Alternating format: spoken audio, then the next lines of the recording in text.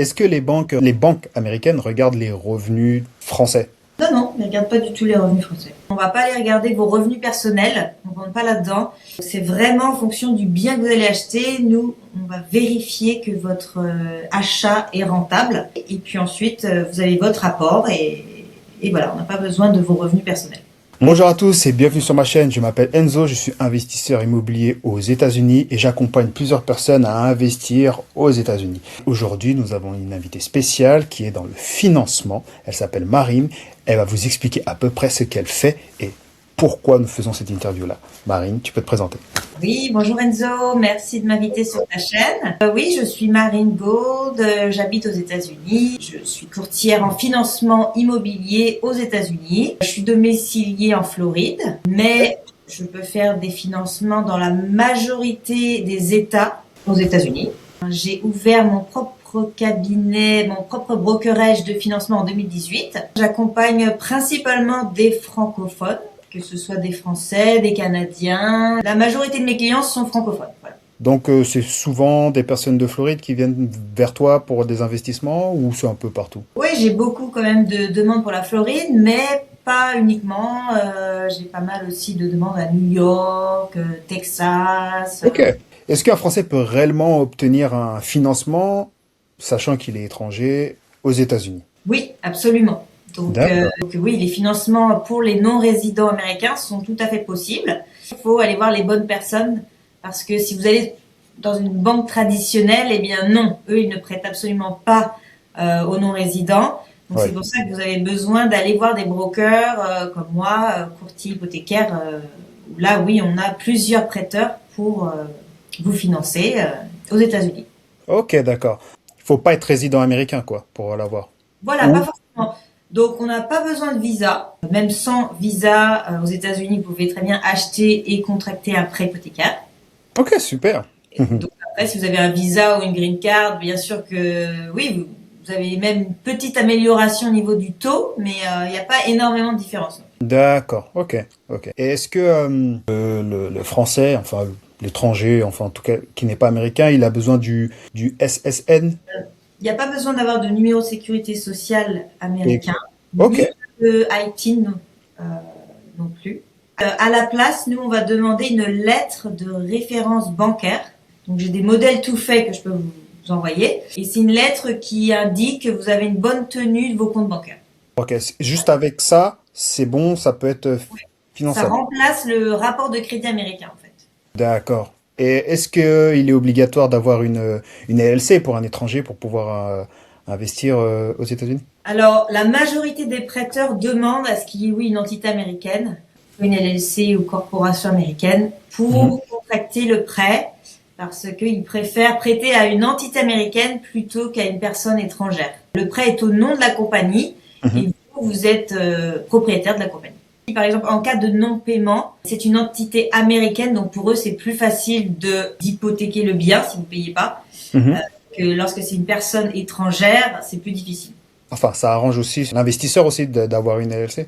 Oui, parce que au niveau de la protection juridique, si vous avez des locataires qui portent plainte contre vous, grâce à la LLC, vous avez c'est une Limited Liability Company. Donc, en fait, c'est une barrière, ils ne peuvent pas. Ouais, ça les protège, quoi.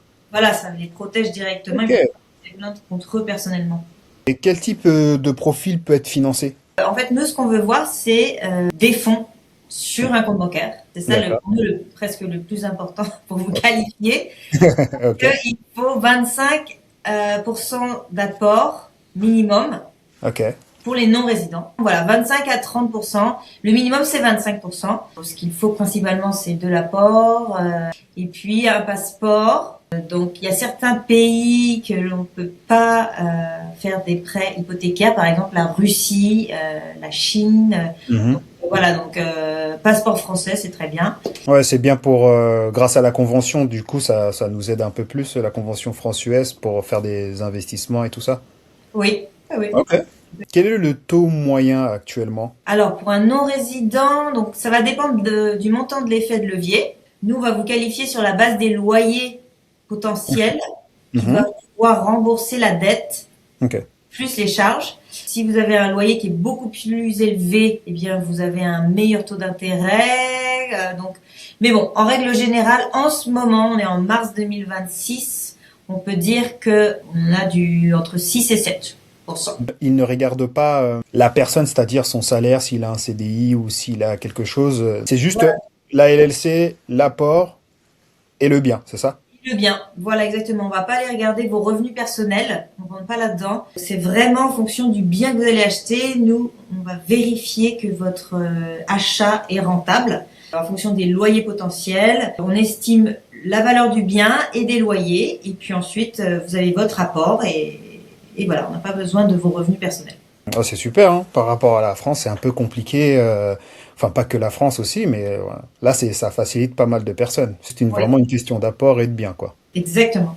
Et d'ailleurs, les Américains, ils utilisent le même type de financement pour tous les investisseurs américains.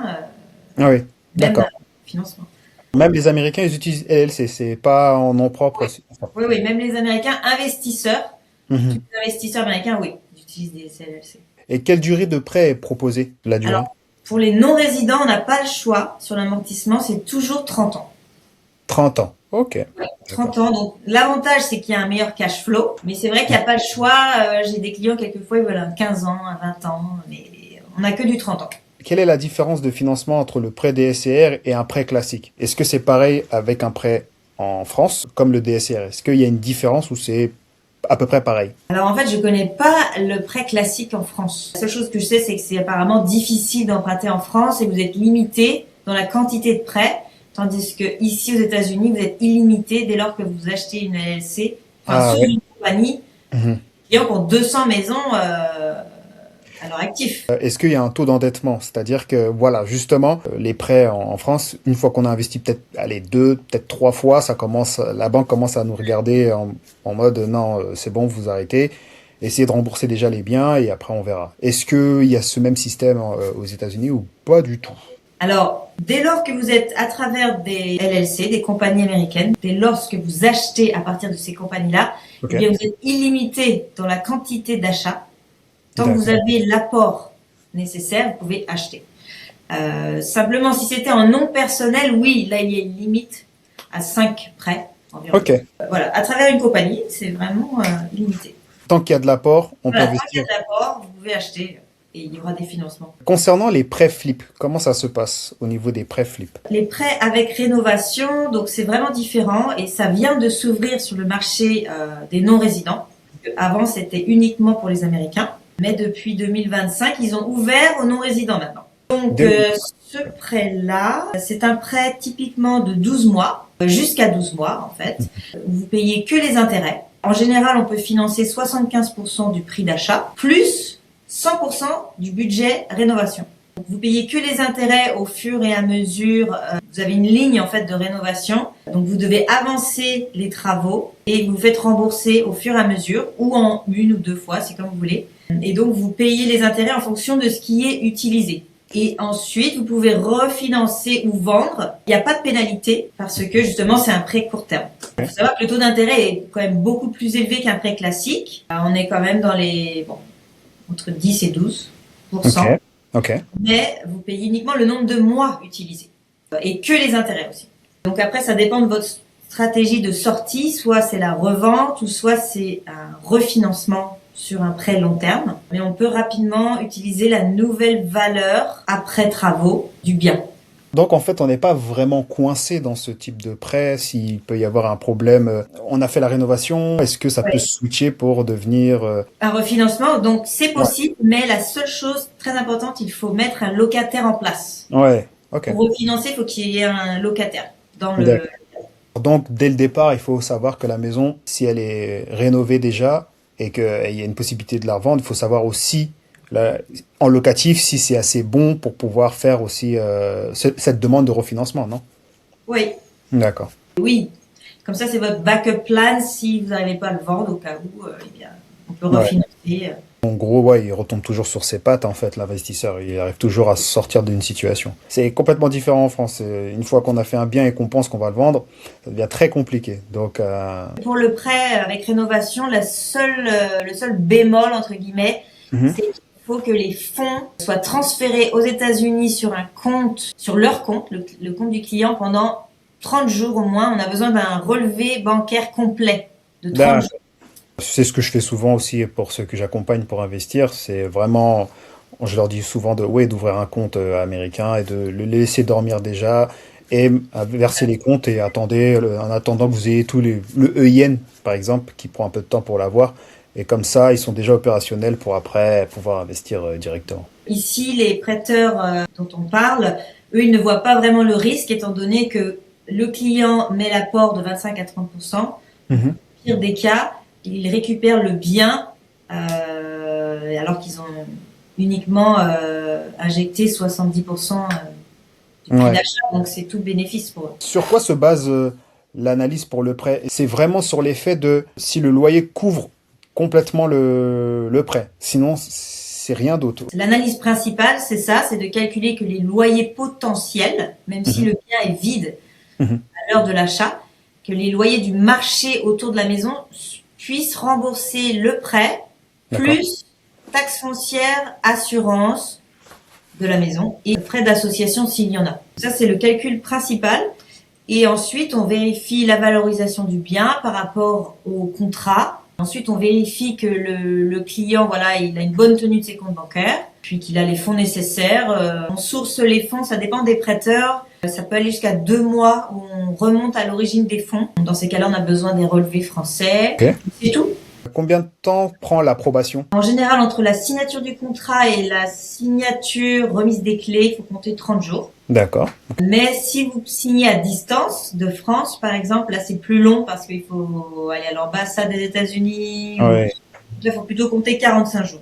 C'est soit il va à l'ambassade, soit il est déjà aux États-Unis. Voilà. Et là, n'importe où aux États-Unis peuvent signer. En fait, on a des notaires mobiles et on peut les envoyer à n'importe quelle adresse dans les États-Unis. L'achat se fasse par exemple à Washington et que vous êtes à Miami, eh bien on vous envoie le notaire à Miami. C'est super comme on est en vacances et puis finalement le notaire il arrive aussi de ce côté-là pour signer. Ouais, non, c'est très bien. Quelles sont les erreurs fréquentes des investisseurs? Est-ce que t'as rencontré pas mal d'erreurs des investisseurs étrangers, bien sûr. J'ai pas vraiment vu d'erreur parce que quand on accompagne avec un financement, en fait, en général, c'est que c'est un bon investissement. Et puis en amont, moi, je approuve mes clients. Ça permet de déterminer et de voir directement ce qui va fonctionner. Parce que ensuite, une fois que je fais approuver mes dossiers, il y a quasiment jamais de refus, en fait, parce que je les ai déjà pré-approuvés. On essaie de bien faire les choses, donc on pré-approuve les clients en amont avant qu'ils signent leur contrat. Okay. Ensuite, ils signent le contrat d'achat et ensuite on passe à l'approbation du prêt. Et voilà. Est-ce que même pour une personne qui ne parle pas couramment anglais, c'est assez facile pour lui ou c'est très compliqué pour lui de faire un investissement? Si il est accompagné des bonnes personnes, il faut être accompagné de bonnes personnes pour vous accompagner parce que les prêteurs sont américains, et toutes les third parties vont être américaines, donc à vous de trouver votre équipe avec laquelle vous voulez travailler. Il faut vraiment aller avec des mortgage brokers, ça simplifie. Moi, j'ai accès à 50 prêteurs aux États-Unis. Donc, en fonction de chaque client, j'ai forcément le prêteur adapté et vérifier le meilleur taux aussi par rapport au scénario en question. Donc, c'est pour ça que j'ai un logiciel spécifique pour pouvoir tous les comparer en fonction d'un scénario en particulier. Ça me permet de voir qui est le plus intéressant. Je sais avec lesquels prêteurs aussi je vais envoyer mes dossiers pour être sûr de la réussite aussi. Est-ce que tu as déjà eu des retours des investisseurs français qui te disent le problème qu'ils ont par rapport aux banques en France? Est-ce que tu en as déjà eu des retours sur ça? Oui, très souvent. Par exemple, pas mal de marchands de biens en France, ils sont limités, ils peuvent plus investir en France et donc ils décident de vendre leur portefeuille et de venir l'investir aux États-Unis. Et ça leur fait pas peur? Ça leur fait pas peur? Enfin, voilà, de passer à... Ça, ils me le disent pas, en tout cas. Mais je pense qu'il doit toujours y avoir une part de peur. Mais en tout cas, on les accompagne de A à Z pour que ça se passe très bien. Et j'ai beaucoup de repeat clients, justement, de clients qui ont acheté, qui rachètent un autre, etc. Donc, je vois plus sur le long terme plutôt que, voilà. J'aurais une autre question. Le cash out finance est-il possible, même pour un étranger? Oui, absolument. Donc, on peut refinancer et sortir de l'équité du bien. Par exemple, si vous l'avez acheté comptant, eh bien, on peut sortir en général 70% de la valeur actuelle on peut le sortir en équité, en cash en fait. Avec cet argent-là, vous faites ce que vous voulez. Soit vous pouvez racheter un autre bien. On peut utiliser cet argent comme apport pour un autre achat. Vous êtes libre de l'utiliser comme vous voulez. Et donc, toi, parmi les clients que tu as accompagnés, leur premier projet, c'était quoi? Enfin, la stratégie que tu leur donnes, que tu vois le plus souvent, que tu Le fais. plus souvent, ils veulent acheter un bien immobilier ici pour du locatif. Donc, soit il y a pas mal de personnes qui aiment bien le court terme, Airbnb, etc. Ou alors un loyer long terme, ou bien c'est ce qui est le plus souvent quand même. Tu es en Floride, c'est ça? Moi, je suis à Palm Beach County. Je suis environ à 1 heure au nord de Miami. Beaucoup de Français pensent que faire du Airbnb à Miami, c'est bien. Est-ce que toi, tu conseilles ça? C'est sûr qu'il faut bien suivre les réglementations. Ça évolue aussi rapidement en fonction d'un comté à un Mhm. autre. Donc, il y a des comtés où c'est vraiment interdit de faire du Airbnb. Donc, il faut une licence aussi. Donc, tout ça, je vous conseille de voir avec l'agent immobilier de la zone que vous recherchez. Mais c'est possible, en tout cas. J'ai des clients qui le font. Est-ce qu'on peut le faire tout seul ou c'est vraiment quasi impossible? Faut être accompagné. Pour être successful dans votre investissement, je pense qu'il faut vraiment être bien accompagné avec des personnes qui connaissent exactement comment vous créez votre compagnie, vous trouvez les bons biens immobiliers, les rénovations si besoin, le bien, le financement, voilà, oui. Vous Mhm. pouvez pas le faire tout seul. Est-ce que vraiment, pour pouvoir investir, il faut avoir un peu ce mindset un peu à l'américaine, se dire je fais, puis je vois comment ça se passe. C'est sûr qu'il faut se lancer parce que si on continue à chercher tous les détails, etc., on Mhm. peut jamais tout savoir. C'est pour ça d'ailleurs que vous allez avec des professionnels. Et oui, c'est vrai qu'il faut se lancer à un moment donné. Faisant, c'est là qu'on apprend, entre guillemets, mais entourez-vous bien, comme ça, tout se passera bien. C'est vraiment ça qui fait la différence pour les personnes qui veulent vraiment soit s'enrichir ou faire des grandes choses. C'est vraiment de se lancer complètement. Enfin, surtout d'être accompagné, bien sûr, mais de pas trop regarder détail sur détail. Sinon, finalement, on ne bouge pas et on fait rien. Je te remercie pour cette interview. Oui, merci à toi, Enzo. Ça me fait vraiment plaisir. C'était une interview avec Marine. Nous avons parlé de financement. C'était très bien. N'hésitez pas à vous abonner sur la chaîne. On aura d'autres interviews. En tout cas, ça m'a fait plaisir. Super, merci Enzo. Bonne journée. Ciao, ciao.